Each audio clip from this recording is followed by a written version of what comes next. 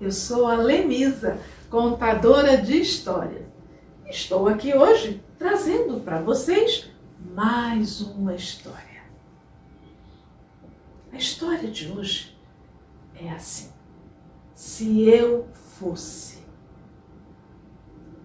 Se eu fosse listrado, o que eu seria se fosse listrado?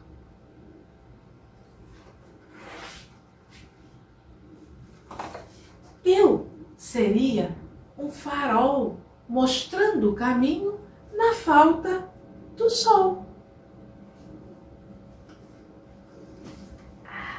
E se eu fosse de bolinhas? O que vocês seriam? O que eu seria se fosse de bolinhas?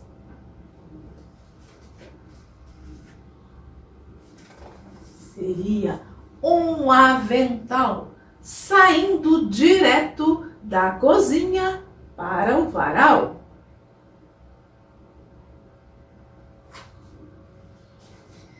Se eu fosse xadrez, o que você aí do outro lado, o que você seria se fosse xadrez? Eu acho que eu queria ser um chapéu xadrez.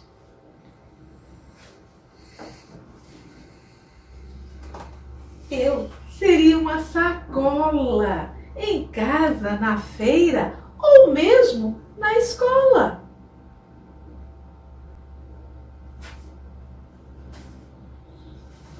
Se eu fosse manchado, o que eu seria? O que eu seria se fosse manchado?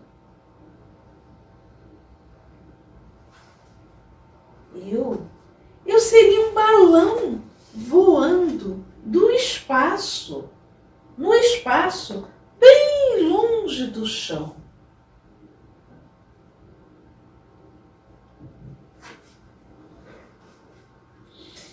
E se eu fosse estampado, o que eu seria, gente? O que eu seria se fosse estampado?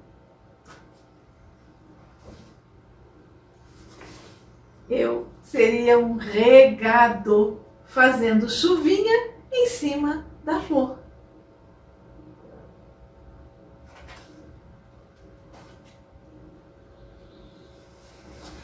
E se eu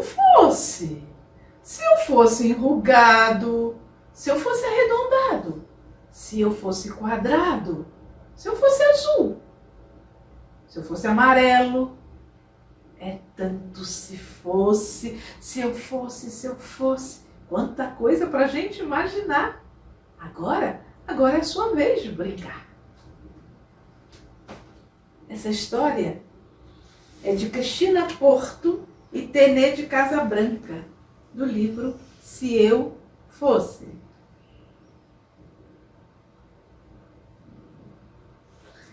Esta história entrou por uma porta e saiu pela outra.